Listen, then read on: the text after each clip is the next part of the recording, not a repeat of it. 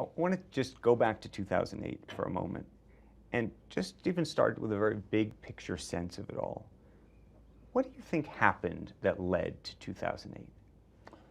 Well, I think the main thing, but there's all kinds of tributaries feeding into the big Missouri River on this, but you had people think that housing could do nothing but go up, and you had a $20 trillion market in residential housing. And, so it was a big asset class, and people started using it as a currency, basically, and they found out that it wasn't straight up, in the end, and they borrowed on them, and there were levels of participation up and down the line. I mean, people at the top were writing mortgages that they knew they'd never have to hold, so they'd sell them to somebody in Norway after they'd been put in a package. And you had people refinancing, figuring that it didn't make any difference whether the monthly payments were too high, and you had them lying on loans, and you had the lenders participating in it. And you basically just had a huge speculation in housing, and 50 million of the 75 million owner-occupied homes in the United States were mortgaged. 25 million were free and clear, so they were okay. But you literally had a crash in the value of something that 50 million families owned on margin, had thought were going to go up. They'd based their living standards on it. In many cases, they'd borrowed against it. And it was unlike any widespread financial participation anybody had ever seen. So it manifested itself in all kinds of ways. I mean, everybody behaved badly, but they believed, and when people start believing something kind of crazy, you get that sort of thing. It's early 2008, so the subprime mortgage is sort of gathering steam.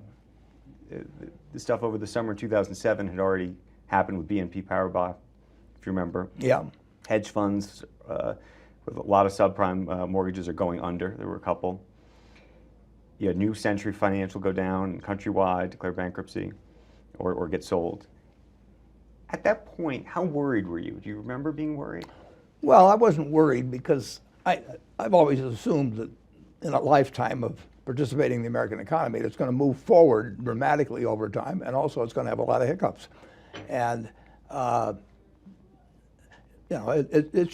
it's part of our economic system that we will periodically have some craziness go on. And so I don't try to predict markets, or I don't try to predict business. I just try to adapt to what comes along. I did see in the summer of 2008, I got a call from one of the top officials of one of the main Wall Street firms trying to sell us many billions of dollars worth of equity securities in Freddie Mac, and I knew something was wrong. I mean, normally there's a market for Freddie 100 different places in the world, but when they call us, they've run out of steam, and then the roof fell in. I mean, on September 1st, there were 35 million money market accounts, and everybody felt they were 100% good. And within a couple of weeks, you had the conservatorship of Freddie and Fannie, and now you had 35 million people, and particularly when Lehman fell, that were worried about. Well, there were $3.5 trillion in money market funds. A couple trillion were in other than government money market funds. Now, if you've got people worried about $2 trillion in this country, you've got a panic like you've never seen. And that's what we had. So take us back. I don't know if you remember this. This is after Bear Stearns goes down. So this is before Fannie and Freddie. Yeah. But after Bear Stearns, you get a call from Dick Fuld. Right. And he tells you that his stock is getting killed by short sellers. Yeah. And there's When anybody says that to me, I get very suspicious. I'd love to have short sellers in Berkshire. How does a short seller hurt you? and he says there's an opportunity for you to invest Right. somewhere between $3 to $5 billion. Are you interested? I'm interested in hearing him out. Yeah. And what did you tell him? I told him, tell me what your ideas are, and I'll do some looking at it. But tell me what you'll pay first, and then I'll know whether I want to do some looking. And so he threw out some tentative ideas. I do remember, and actually, he said, "Can I have Hank Paulson call you?" And so Hank called about, I think it was 6 or 7 on a Friday night, and then he stopped short of giving a totally unqualified endorsement, but he was probably hoping I was going to finance it, but he wasn't going to try and sell me too hard. I'm sure he didn't feel that was right. So anyway, I spent that evening going through there, probably a 10K. I've got it at the office still where I made notes as I went through it, and it was 250 or 300 pages, and I just wrote down on the front page the number of the pages where I was finding problems, and when I go through, I knew that it was not for us. Because you saw what?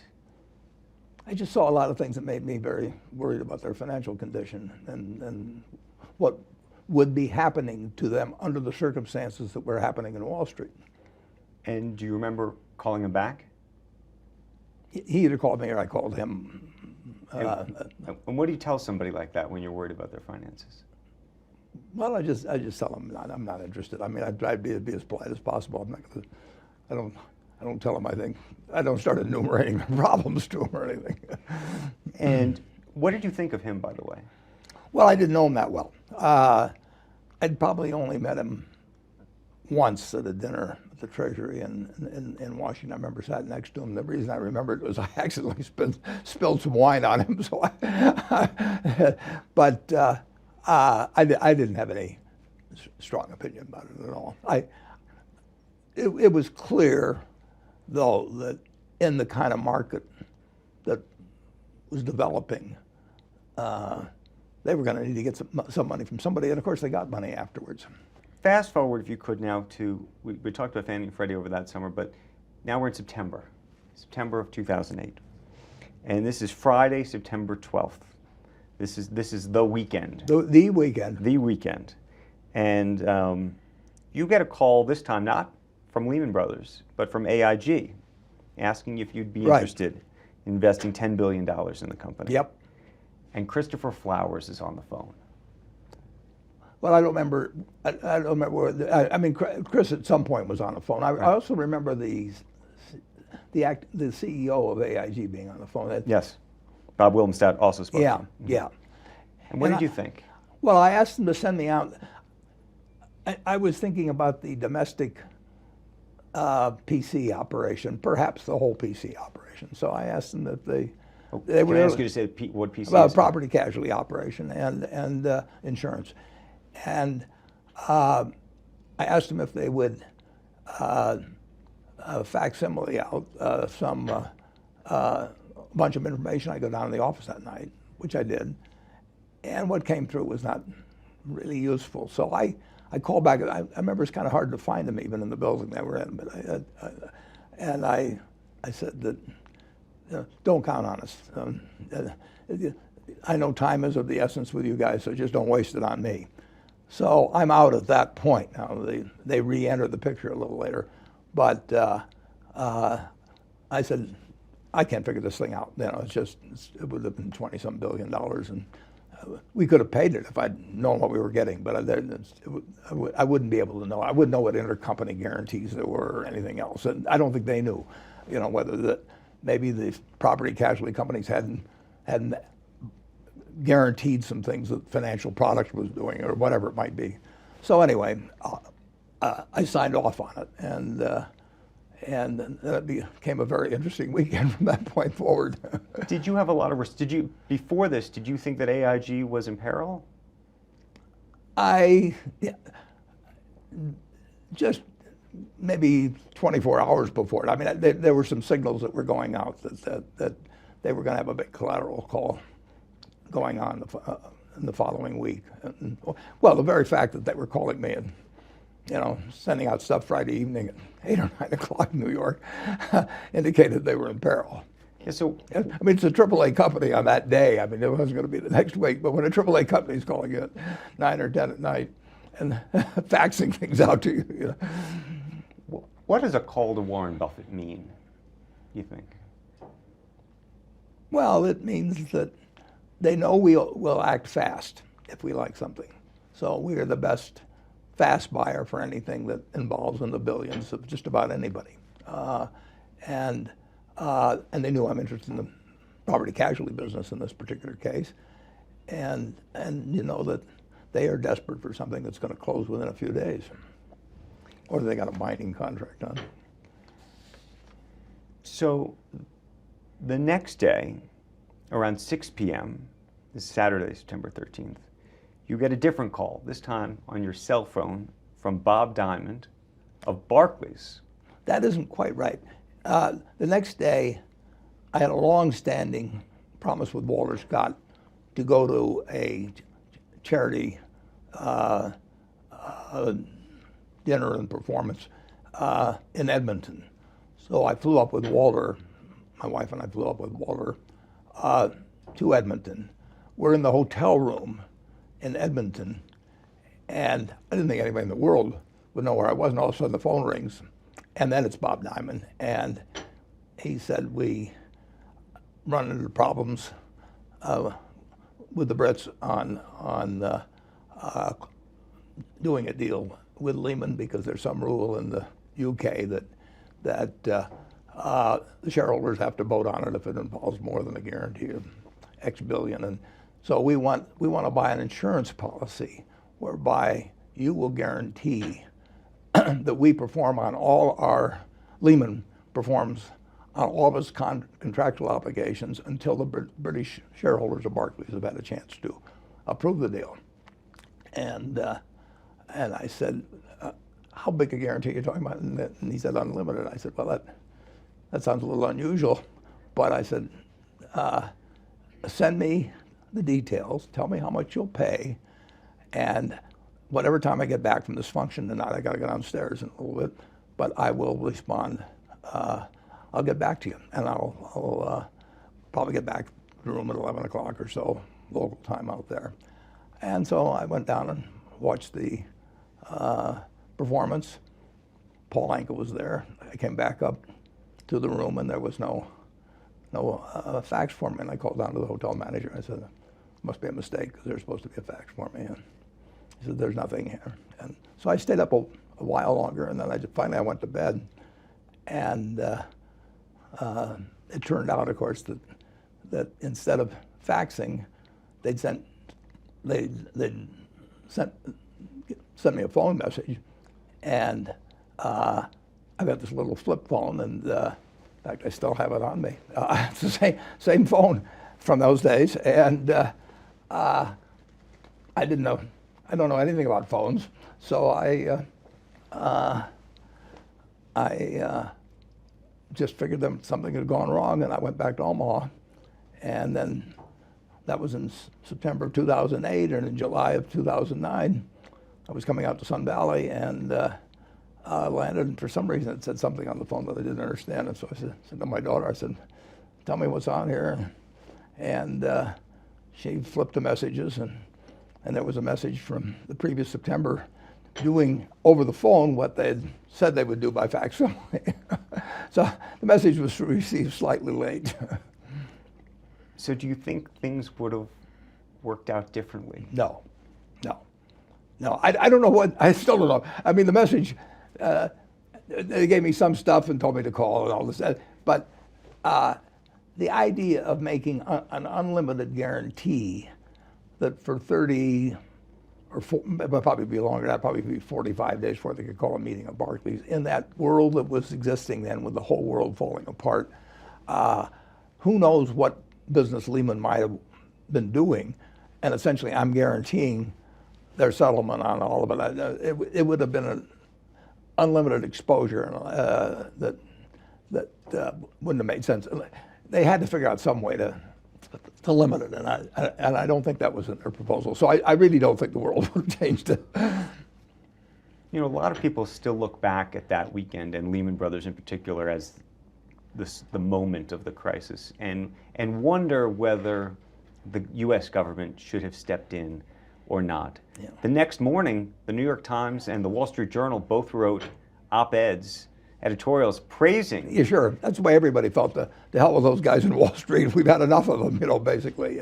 And they would have had this. They would have had to save Lehman and AIG simultaneously, and by that either given the message or said that if necessary, if it spread to Merrill. Now it so happened there was a deal on Sunday on Merrill, but that's going to take a while to close and everything. So they would have had to make huge overall guarantees. That was the question that they really faced. Now I know they feel that on top of that they couldn't have, that they didn't have the power to. But long ago, some Fed chairman told me that whatever the Fed thinks it can do, it could do. Now that may have changed some under under Dodd-Frank, but that was the prevailing view of at least one Fed chairman. So you think the Fed could have done it if they wanted to? I think if I were chairman of the Fed and I saw what was going on in the United States then, I think I would have done it whether I could do it or not. I mean, are they going to come down? The Supreme Court going to send down some guy to arrest me as president of the Fed? I mean, I would feel it would be an act that I should do in the interest of the country, if I were in that position. So you think it was a mistake? I don't know. I mean, because they'd have had to guarantee so much of public opinion. Can you imagine public opinion if all of a sudden, people are losing their houses and facing being underwater and all kinds of personal problems, and all of a sudden you've guaranteed that everybody at AIG is going to be okay and everybody at Lehman's going to be okay. I'm not sure it would have been. It would have been very tough to do. How much political pressure at that time, do you remember, was on both Hank and the Fed and everybody when it came to bailout? That was huge. That was huge. I mean, I think that Bernanke, I think that Hank Paulson, I think that Tim Geithner, I think they did it, and I think George W. Bush did the right thing. I think they were heroic, but you weren't going to sell that to the American people, and I don't blame them. I mean, all they knew was that they hadn't done anything wrong, and their world was falling apart. When people talk about the world falling apart, just put it, because you're so good at this, just put it in layman's terms. What do you think the edge of the cliff looked like? Well, what was on the other side?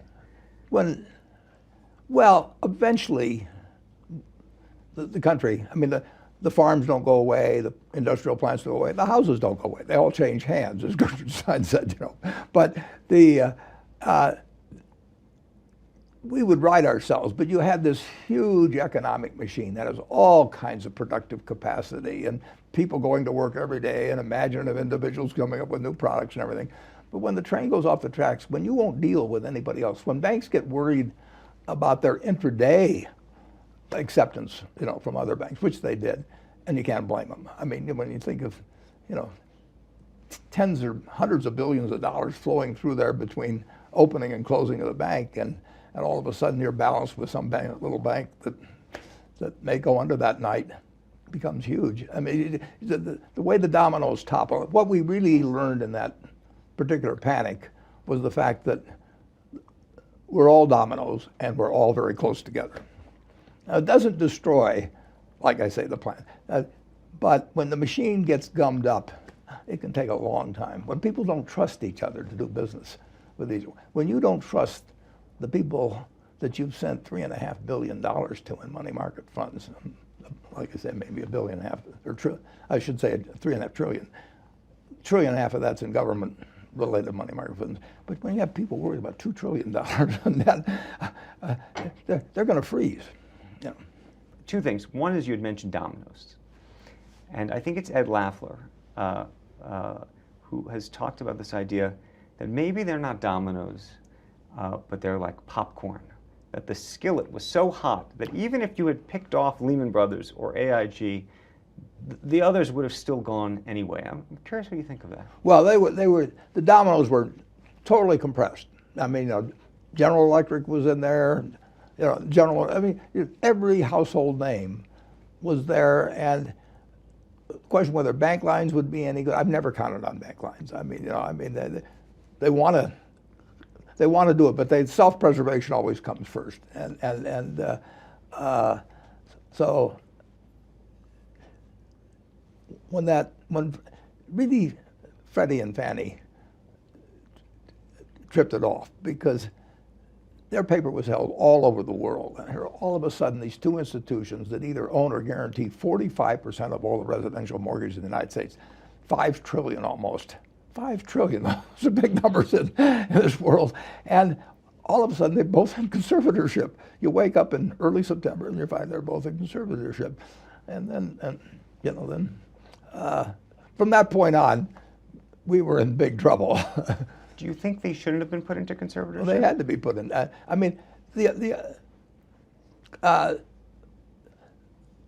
I remember, the federal government only had like a $2.5 billion line or something. They had this little line, but all over the world, people assumed it was government paper.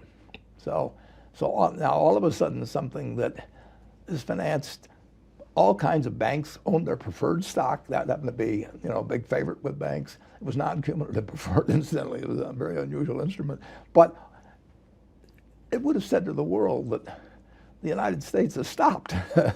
And the choice of how they did it, they didn't want to put their debt on the U.S. balance sheet. I mean, they didn't want to take them over. That's why they picked the conservatorship route. They didn't really want to take over the place. So fast forward a little bit farther to that week. So Lehman files for bankruptcy.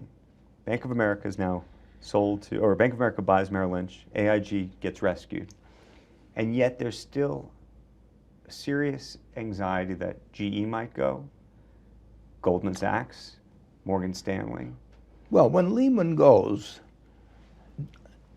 the big commercial paper holders were money market funds. All of those companies you're naming were borrowing in the commercial paper market. So you knew that pretty soon the reserve funds of the world and all those would be selling commercial paper instead of buying it. And there wasn't going to be anybody to buy commercial paper. I mean, there wasn't anybody to buy commercial paper. So, I mean, these things were just hitting one after another. And both Hank and Bernanke had to worry very much about the congressional reaction to anything they did. Congress really didn't get it. George Bush got it. I give him great credit. I didn't vote for him, but I give him great credit for understanding just how big the problem was. And you get a call later in the week about Goldman Sachs. Yeah, that was that one. That week. That yeah, weekend. that was a Wednesday, I think. So I think Byron calls you on Wednesday or Thursday. Yeah, Wednesday or Thursday. They Do you remember that call? Well, I remember the call. Yeah. When Goldman Sachs needs money, you'll remember it. And what did you think? I did think that we were in very good hands. Congress was the one that scared me.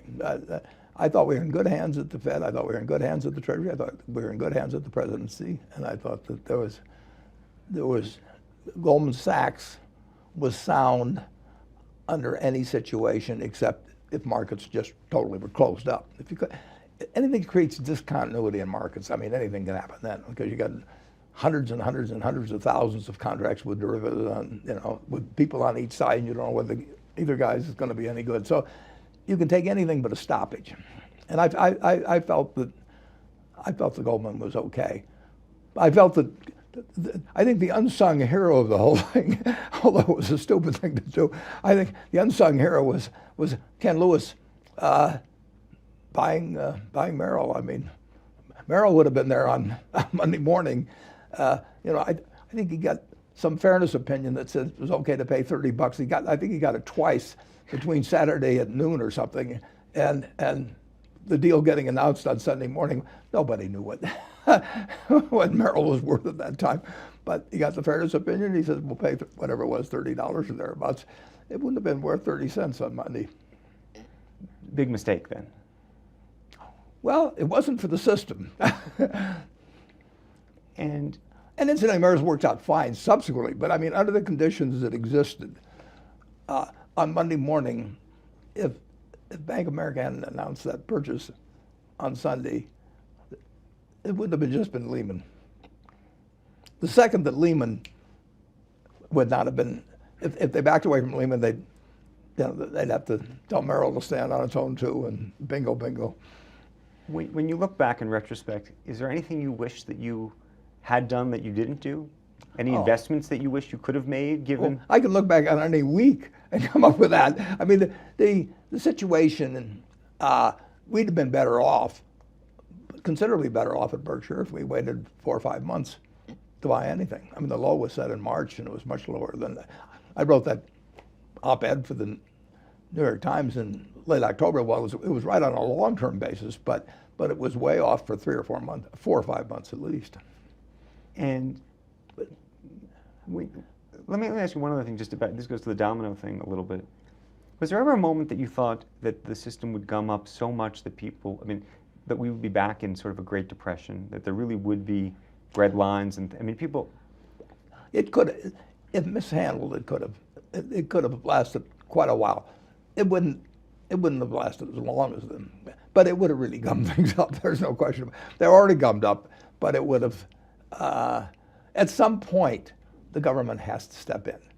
I mean, when everybody in the world wants to deleverage, there's only one party that can leverage up.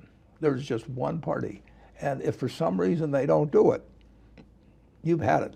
I mean, in the economy, you walk down there with sell orders, homes, sell orders, stocks, sell orders of everything, and there is no buyer. And when you look back now, is there a great lesson, you think, for the public, for new generations of people who are going to hopefully learn about and think about this crisis? No, because the answer is people have always panicked. I mean, that's why they set up the Fed.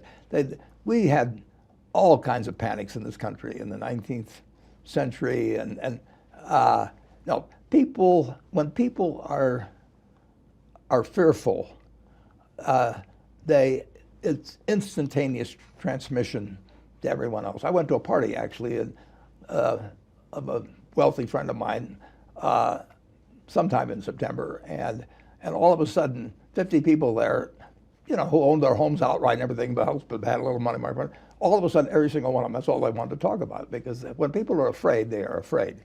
Confidence comes back one at a time, but fear is instantaneous. If there weren't an FDIC and you owned one bank in a small town, the only thing to do is hire a bunch of movie actors and have them get in line at the other bank.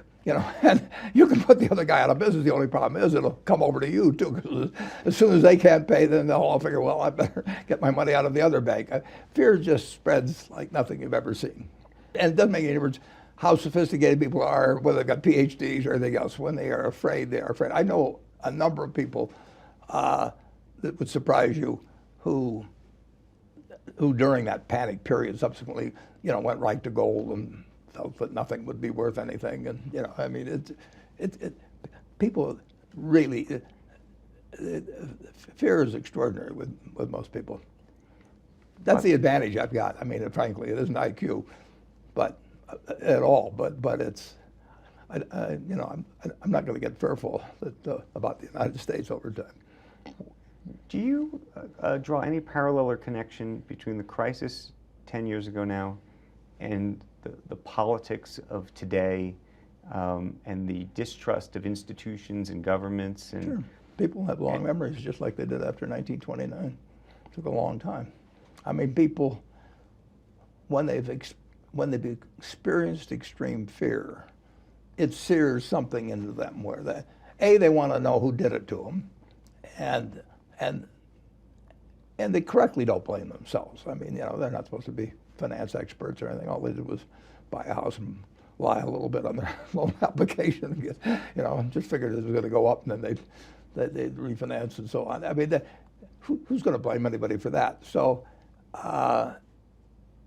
it will, it's still affecting. When I went to school at Columbia in 1950, we still saw in stock valuations and things like that, prices people would pay for businesses, we still saw the fear from 29. And you have to, the number of people in the stock market in 1929 compared to the number of homeowners in 2008, there's no comparison. So this was deeper in that sense.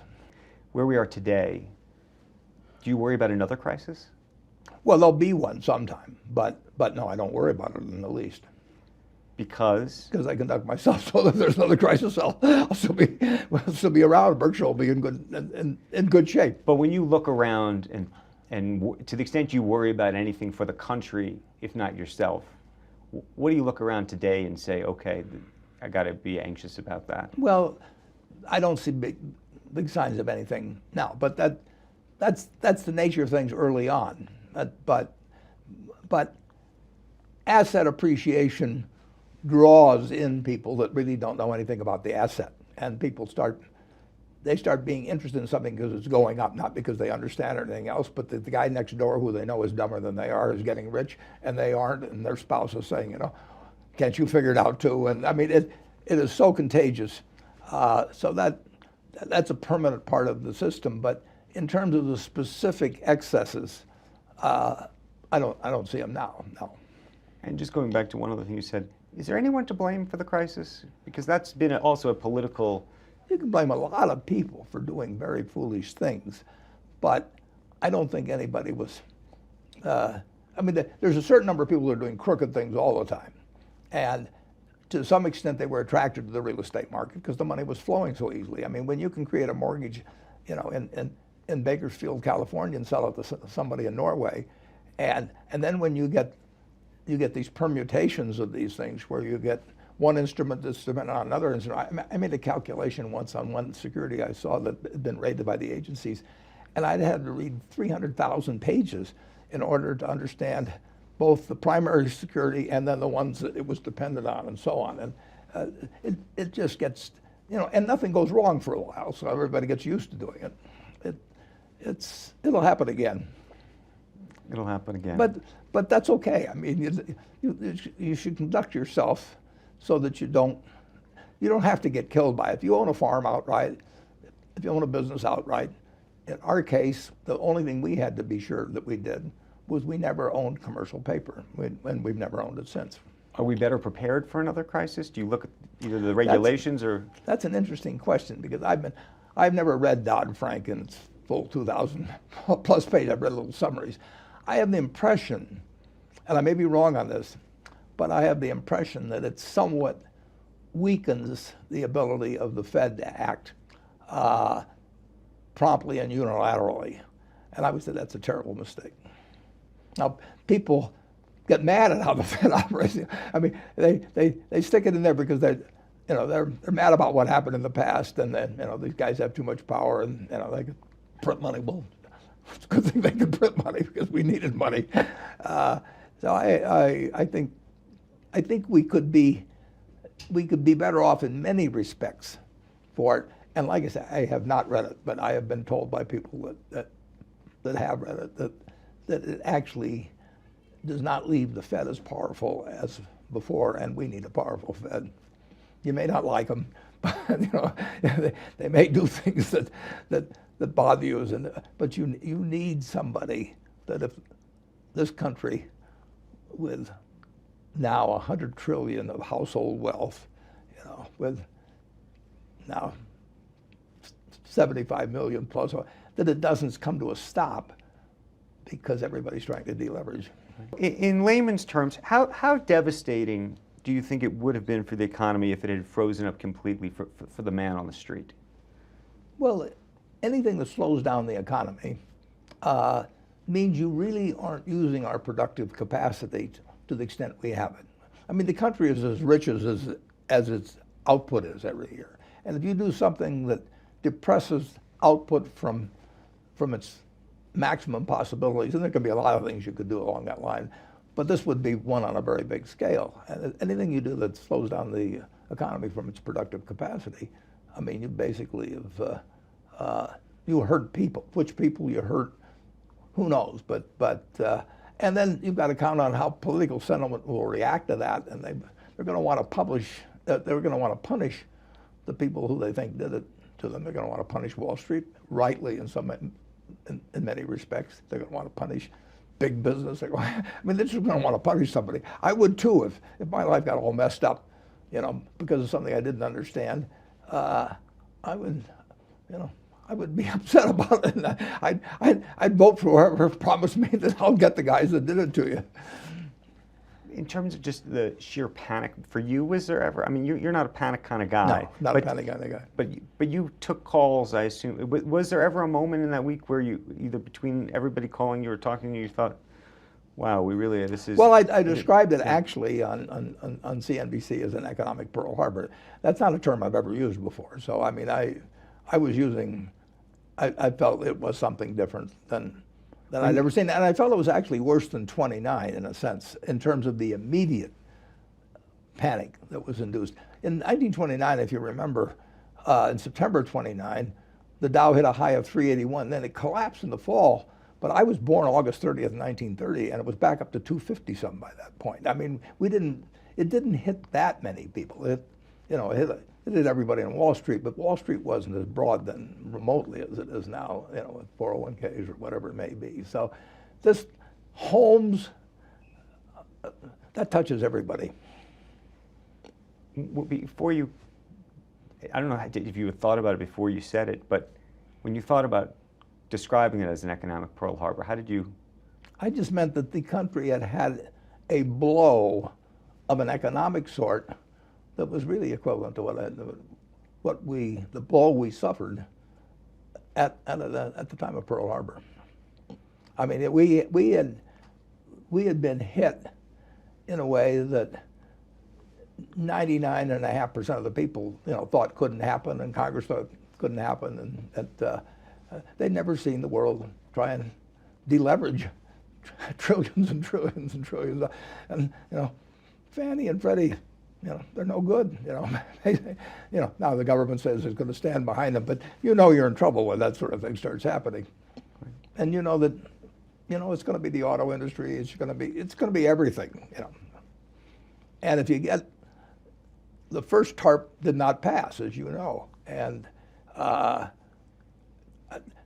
that I still couldn't believe it would continue that way. But if you were inclined to be afraid of anything, that would be the time to be afraid. Let me ask you one other question, which is, how often did you get calls from Hank Paulson? Not very often. No, practically very few times.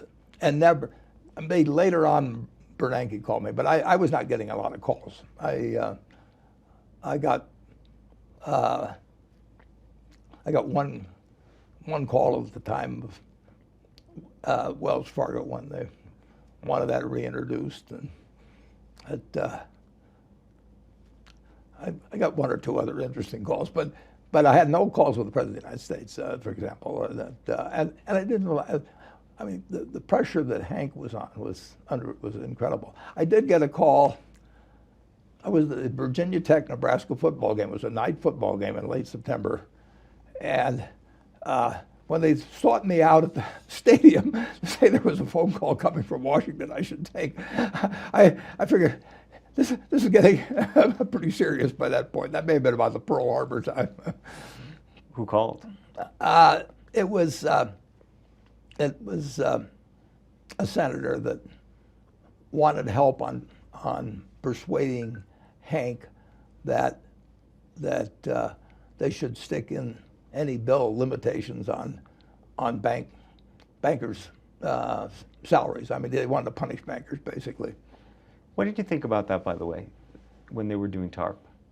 Well, I thought TARP, and I actually on October 1st of 2008, I was on a Charlie Rose program where they were still talking about TARP applying to buying distressed assets from banks, and I actually suggested an RFC, Reconstruction Finance Corp model, which came from the 1930s. As a matter of fact, Katharine Graham of the Washington Post's father was the first head of the RFC. Believe it or not, he was appointed by Hoover, and then but then Roosevelt came along and put Jesse Jones in charge, and the RFC was very, very, very helpful in terms of putting the economy together again at that time. And in effect, that's what was done about 2 weeks later.